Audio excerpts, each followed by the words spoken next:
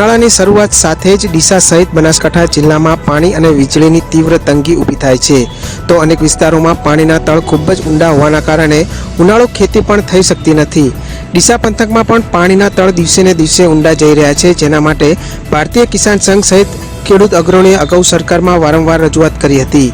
તેમ છતાં પણ આ મામલે કોઈ જ નક્કર કાર્યવાહી થઈ નથી, જેથી આજે ડીસાના રાણપુર રોડ પર આવેલ સોમનાથ કોલ્ડ સ્ટોરેજ ખાતે ખેડૂતોએ બેઠક યોજી બનાસ નદીમાં ચેકડેમ બનાવવામાં આવે તો ચોમાસામાં વહી જતા પાણીનો સંગ્રહ થાય અને ડીસા પંથકમાં પાણીના તળ ઊંચા આવે તો ખેડૂતોની સિંચાઈની સમસ્યાનો મહદઅંશે હલ આવી શકે. આ સિવાય સરકારે અત્યારે વીજળીની માંગને પહોંચી વળવા માટે નવા સબસ્ટેશન બનાવવાની વાત કરી હતી, પરંતુ જગ્યાના અભાવે તે કામ હજી સુધી થયું નથી. ત્યારે સરકાર જિલ્લા કલેક્ટરને જાણ કરી ગ્રામ્ય વિસ્તારોમાં સરકારી જમીન પર સબસ્ટેશન બનાવવાનો હુકમ કરે તો ડીસા સહિત બનાસકાંઠા જિલ્લામાં વીજળીની સમસ્યાનો ઉકેલ આવી શકે તેમ છે.